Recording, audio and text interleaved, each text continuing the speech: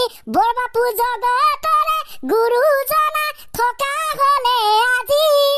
আকৌ এবাৰ কলেহেঁতেন হৰি নামে গতি আমাকে আৰু কথা এটি কলেহেঁতেন ভাঙি পাতি নেখাই নবৈ মৰিম এদিন নকৰিলে খেতি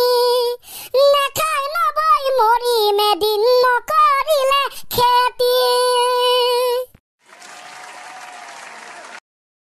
এইখনি গাঁও নিচেই আপোন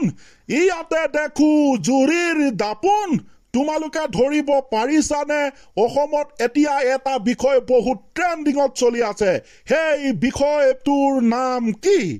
বিষয় হেতু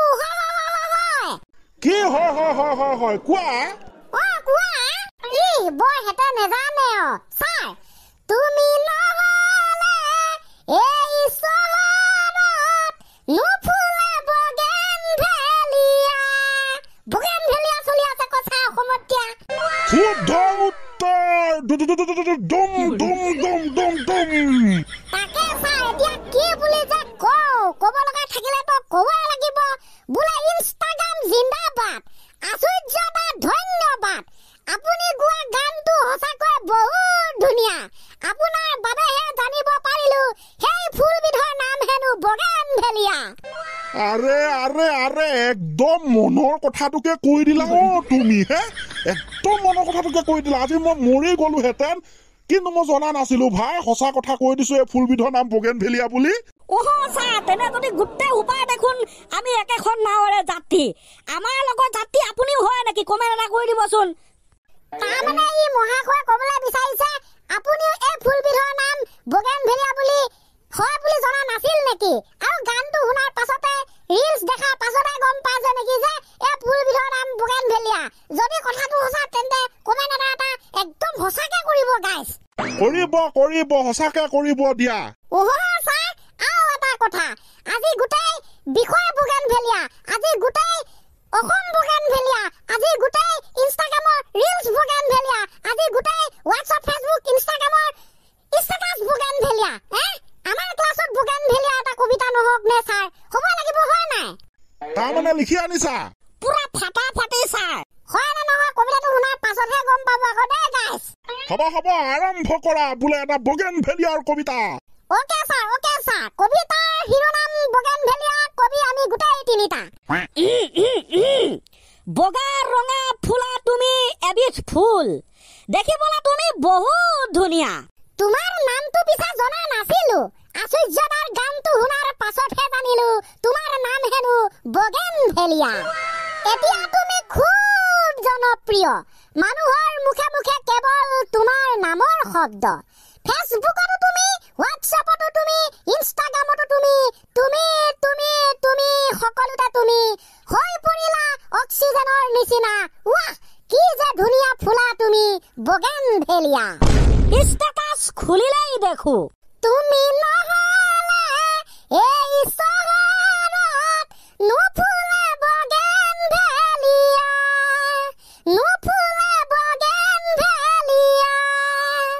একেদৰে ৰিলছ খুলিলেও তোমাকে দেখো তুমি নহলে এই চহৰত নুফুলে বগেনভেলিয়া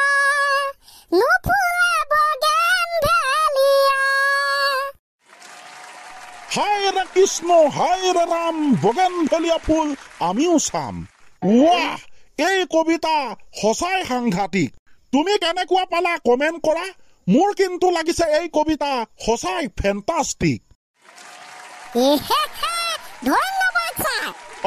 ৱেলকাম আৰু ছাৰ সিফালে কোনফালে সিফালে মানে ছাৰ সাংঘাতিক সিফালে মিছা কথানো কি কম বেলেগৰ দৰে আমাৰ ঘৰতো সৰু সুৰাকে বগেনভেলিয়া ফুলি আছিল ৰমক ঝমক আগতে পিছে আকৌ কৈছো নামটো জনা নাছিলো বগেনভেলিয়া পাছত গম পালো গানটোত বোলে তুমি নহলে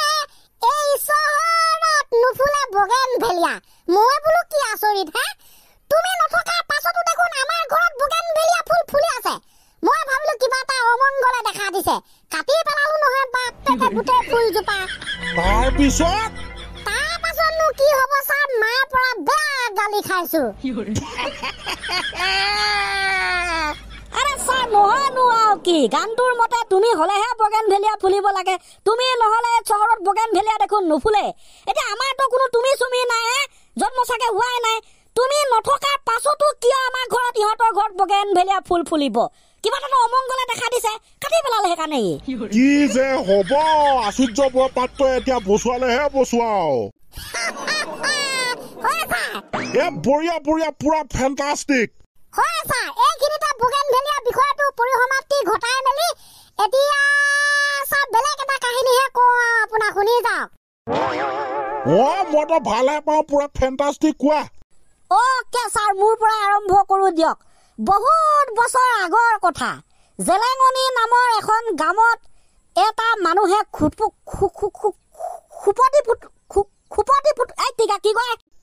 হয় যাব মুঠতে সেই ব্যক্তিজনে সেই গাঁওখনত থাকিবলৈ ল'লে সেইটো ক'ব বিচাৰিছা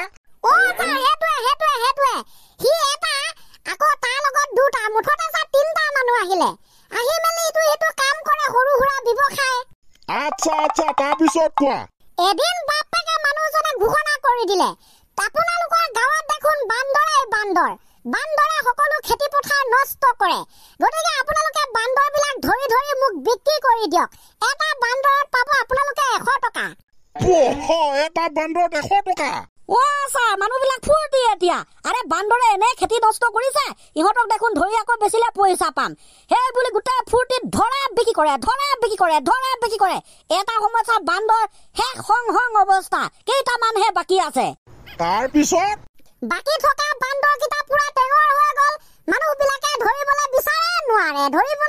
নোৱাৰে কষ্ট কৰিবলৈ এৰি দিলেগে তেনেকে বান্দৰ বিকা কাৰ্যটো ঘটিল পৰিসমাপ্তি